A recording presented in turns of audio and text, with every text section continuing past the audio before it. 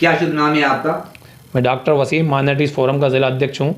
आज आपके द्वारा महामहिम राष्ट्रपति के नाम किस संबंध में पत्र लिखा है?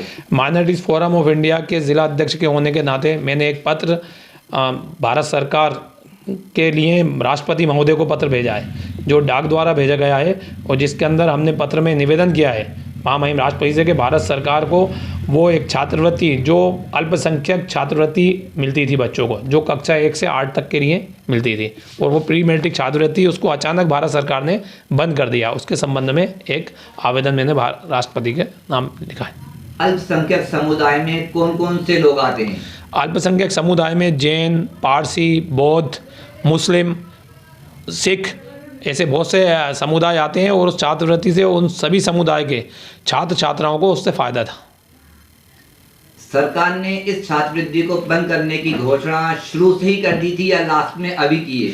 नहीं, इस सत्र में भी छात्रवृत्ति के फॉर्म भरे गए, और मेरे संज्ञान में ऐसा है कि 30 नवंबर, जो अभी ये महीना गुजरा है, 30 नवंबर तक फॉर्म भरे गए थे, लेकिन अचानक से ही 30 नवंबर के बाद एक पोर्टल पे आदेश आया कि जितने भी छात्रवृत्ति के फॉर्म भरे गए हैं तमाम निरस्त किए जाते हैं, और स्थायी रूप से निरस्त किए जाते हैं। तो इससे सरकार की मंशा साफ जाहिर है कि उन्होंने ये छात्रवृत्ति ख़त्म कर दी है 1 से 8 तक की, कि पूरे ही उन्होंने निरस्त कर दी है। उसकी कोई वजह भी नहीं बताई कि उसमें उन्होंने निरस्त करे, तो ये सामने साफ जाहिर दिख रहा है।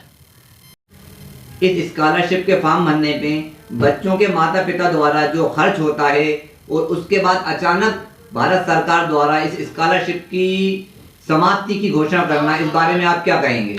भाई बिल्कुल, किसी भी स्कॉलरशिप को अपन भरेंगे, कोई फॉर्म भरेंगे, ऑनलाइन फॉर्म भरा जाता है, उसके अंदर बहुत सारे कागज़ भी लगते हैं, क्योंकि ये जुलाई से निरंतर फॉर्म भरे जा रहे थे, और जिसकी आखिरी तारीख बीच बीच में बढ़ी भी। अगर सरकार को बंद ही करना था तो इस सत्र में खोलते ही नहीं, पहले ही मना कर देते।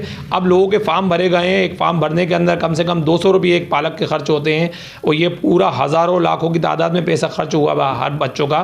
तो ये बिल्कुल सरकार की दोहरी नीति है। एक तरफ वो कहते हैं सबका साथ सबका विकास, तो इसके अंदर साफ जाहिर हो रहा है कि अल्पसंख्यक वर्ग के साथ सरकार की मंशा ठीक नहीं लगती।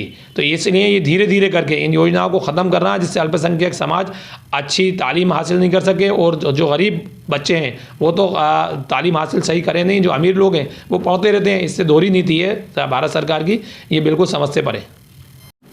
आप कांग्रेस पार्टी से आते हैं, और कांग्रेस पार्टी के अल्पसंख्यक विभाग के अशोकनगर प्रभारी भी हैं, क्या अल्पसंख्यक विभाग कांग्रेस का मुद्दा उठाएगा? बिल्कुल, मध्य प्रदेश कांग्रेस अल्पसंख्यक विभाग के अध्यक्ष अलीम शेख साहब से आज सुबह ही मेरी बात हुई थी। उन्होंने सारे ज़िलों के प्रभारियों और पदाधिकारियों, ज़िला अध्यक्षों और सबसे उन्होंने कहा है, और उन्होंने एक पत्र भेजा भी है कि सभी जगह इस छात्रवृत्ति के लिए आवाज़ उठाएं, ज्ञापन दें, और धरने प्रदर्शन कर सकते हैं धरने प्रदर्शन करें। ये उन्होंने ऐसा आदेश दिए हैं कि सारे ज़िलों प्रभारियों को, अभी अध्यक्ष को भी, और जो पदाधिकारी हैं अल्पसंख्यक विभाग को, उन्हें भी दिया है। तो ये कांग्रेस भी इसको अल्पसंख्यक विभाग को मुद्दा उठा रही है, और ये इमरान प्रतापगढ़ जी जो राष्ट्रीय अध्यक्ष हैं वहाँ से भी ये मुद्दा उठाएंगे, हमें यकीन है। अच्छा, अभी जो आपने आवेदन भेजा है राष्ट्रपति जी के नाम, वो तो हमें ही दिया आपने, यहाँ क्या प्रदर्शन रहेगा आपका?